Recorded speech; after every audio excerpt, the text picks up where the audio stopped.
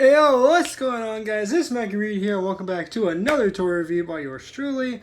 Today I have a little bit of a short one for you guys, and also a bit of a throwback review, as of course, as I mentioned in the most recent Beyblade toy review videos here on the channel, Beyblade Burst as a toy line is coming to an end very, very soon. So this one, of course, if you've read it already, is going to be a legacy review, as I've actually been focusing a lot more so on getting legacy burst stuff. Because obviously, once it's gone, once Beyblade Burst is over completely, it's going to be really hard to get these legacy parts. That being said, let's get right to the review. Today we're taking a look at the single release from Beyblade Burst Evolution, so way back in 2017, Kerbeus K2.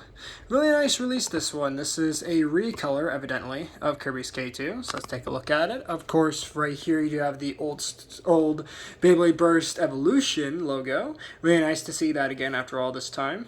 Kerbeus K2, obviously, also known as King Kerbeus or Kaiser Kerbeus. Obviously a defense type, and right there, of course, you have a little bubble style packaging that has all the parts displayed very, very nicely, at least when the box is closed. But anyways, where's to the back of the box, you do have the Beyblade Burst Evolution logo right there, Kerbeus K2, defense type. Of course, you have all the stats and whatnot over there, but of course, over here is our main focus. We have the energy layer, spins. Sorry about that, my fan blew the box over. Anyway, so energy layer right there, see, it says spins right. We do have the forge disc and the performance tip / driver. And once again, you have the stats over there. Hey, you can get the app on the App Store or Google Play. Good stuff. So anyway, moving that out of the way. And you notice I didn't mention the stats this time. Heck, I might as well do it at least, a few more times here. In these next couple toy reviews that I'm going to be doing here on the channel. Don't bother with the stats, guys, because they are rubbish. I'm sorry.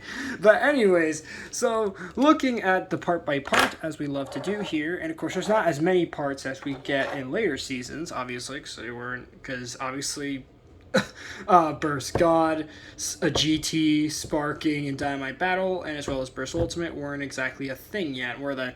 Anyway, so starting off with the layer, here it is. Kerbeus K2. Not a bad design. One thing that I don't like about this design is how the animated TV show, aka the anime, and the different product shots online choose to show this particular release. Takara Tomy has it shown off like this, where the K is kind of pointed to the side, as it should be. But then Hasbro sometimes has it where it looks like that, and apparently this isn't how you're supposed to look at this particular design. Then some have it the other way, or some even show it being this way. Make up your minds, people. Which orientation is it? But yes, according to Takara Tomy, this is how it should look. Anyway, so Kerbeus K2, not a bad design. Obviously based on, well, the Cerberus, as I've said multiple times.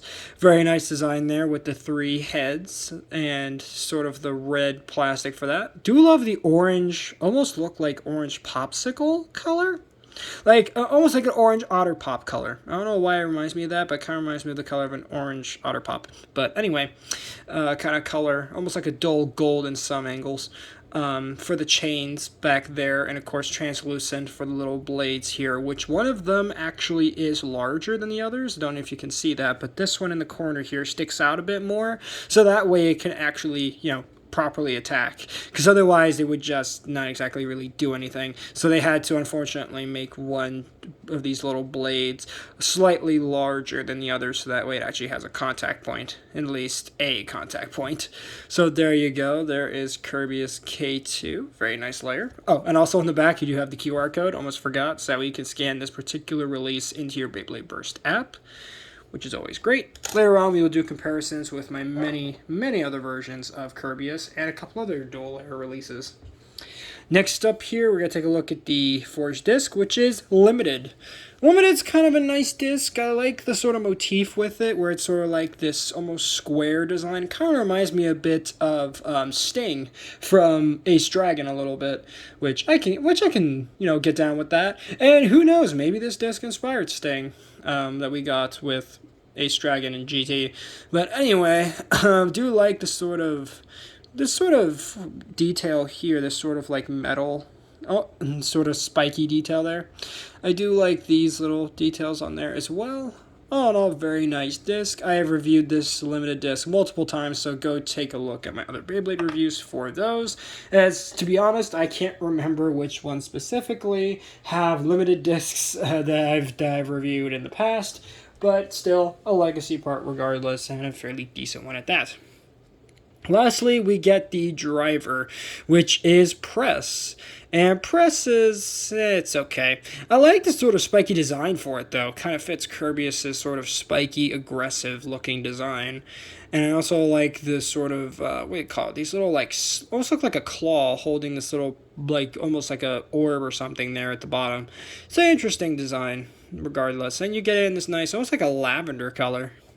But once you put all the pieces together for this release, there you will have your full combo of Kerbeus K2 Limited Press, also known as Kaiser or King Kerbeus Limited Press. Very nice release, this one.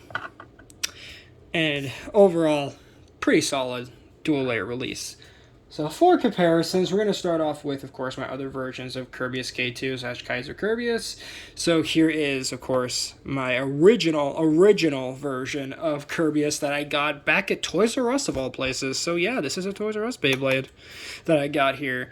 All in all, very, very nice design is going on for both. Obviously, the colors are very much different, and of course, the disc is a bit doled out because of use, but still it's very, very nostalgic to go back to Kerbeus K2 here, as this was one of my first Beyblade Burst releases I ever got that really made me fall in love with this new system that they implemented for Generation 3 of Beyblade.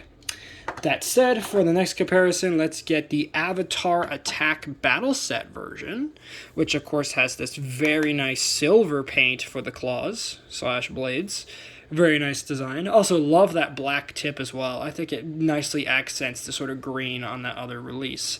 But still, it's nice to have multiple versions of Kerbeus K2 here. So I cannot complain.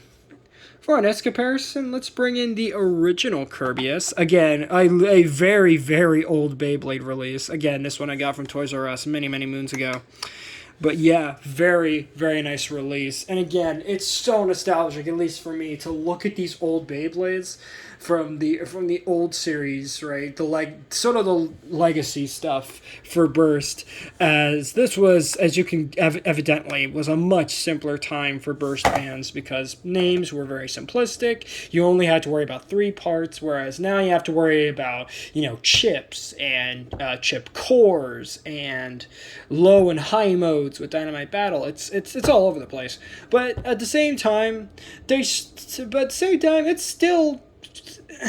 Even with those new systems and all those new parts, they still, at least to me, echo, right, of where Beyblade Burst all started.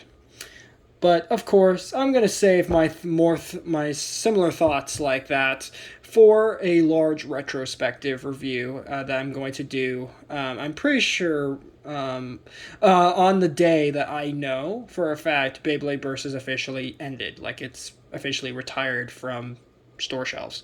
So definitely stay tuned for that day, as that's when I'm going to launch my retrospective review, looking at all the Beyblades that I've collected over the years one last time. And then I don't know what I'm going to do from there in terms of toy reviews, but I'll figure that out when I get there. Probably Bakugan's going to replace it for a little while, and whatever else I happen to find out there on the store shelves.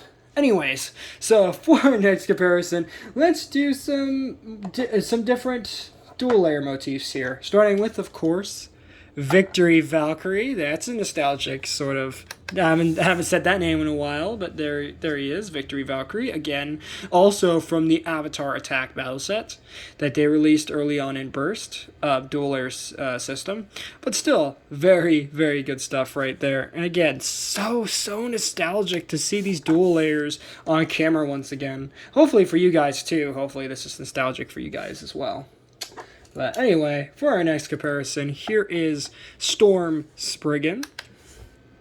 Right there. Now, Storm Spriggan comes from the Epic Rivals battle set, which is very nice. Oh, and also something I should mention is that the dual layers are kind of getting a bit of a resurgence recently. As I've seen on Amazon, they've actually released a Spriggan Evolution and Valkyrie Evolution 3-pack, where those two Beyblades, Victory Valkyrie and Storm Spriggan, are back in their original Epic Rivals battle set color scheme, which is just fantastic. I'm going to have to get those sets when those start dropping in price, because right now they're selling at like, what, $20 or something?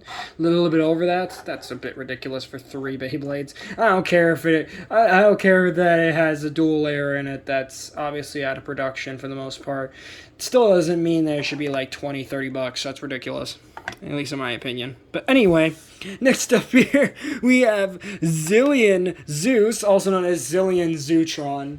Man, this one was super hard to find for me back during the dual layer system, but thankfully, obviously, I was able to find it and get it for you here. And I'm pretty sure I got that guy from Toys R Us as well. A lot of Toys R Us releases, or not Toys R Us exclusive releases, but a lot of releases I got at Toys R Us before that place shut down. Really a shame. Anyway, for our nice comparison, here is Rising Ragnarok, also known as Raging Rockdivore. Very good stuff right there. And very nice colors going on for those two. Obviously, one's defensive, the other one is obviously stamina type, but still, all good stuff regardless. For our next comparison, let's bring in some unique releases for dual layer system. Some unique ones that stand out to me whenever I think of the dual layer system. First up of which is going to be Beast Behemoth. Yeah, remember this guy? Did a review on this guy a long time ago, seems like. But yeah, Beast Behemoth, really interesting attack type. And I love the sort of colors for it and the fact that it kind of looks like a rock monster almost, but if you've seen the avatar in the show, you'll know it's not a rock monster at all. So, very interesting design for that, especially what they chose to design the avatar for that release. Alright, so now time for a rare one. At least rare for Takara Tomy, anyway. And just, again, another very unique design. Exceed Evil Eye, also known as Epic Evipero. Yeah, I bet a lot of you probably forgot this Beyblade existed. But yes, this is it. This is the Hasbro version. That, of course, we got in a 2-pack. I believe we got this alongside, Horsuit? Could be wrong about that. Either that or with a Neptune. I don't know which one it was. I'm pretty sure it was with the Horsuit release. Or Horsuit H2, sorry. So, I'm pretty sure that's what we got him with. But still, Exceed Evil Eye. Really cool one. Next up here, and we're almost done here with the comparisons, don't you worry. Next up here we have Mad Minoboros, also known as Minoboros M2. This one specifically comes from the 3-pack that came out for Beyblade Burst God alongside, Guardian Kerbeus and Galaxy Zeus. So, very, very nice release. And for a long time, Minoboros M2, Mad Minoboros, was very, very hard to acquire for the dual layer system.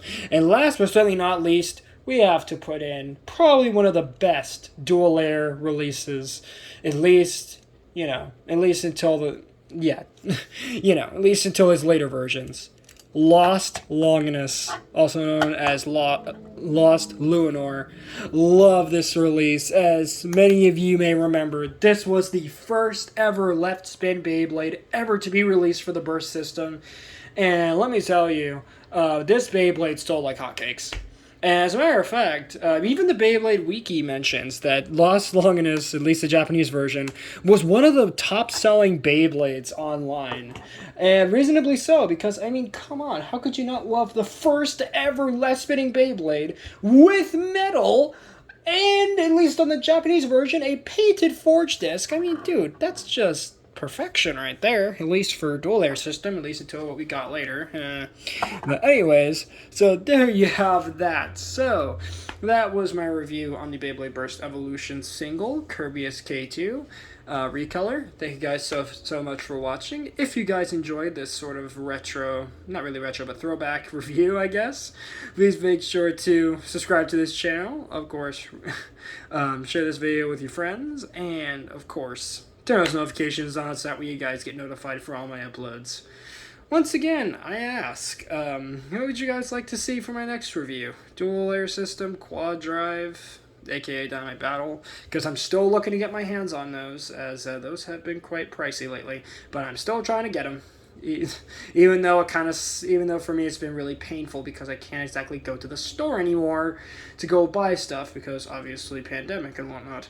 So thank you guys so much for watching. Later, Reed Squad, and have a good one.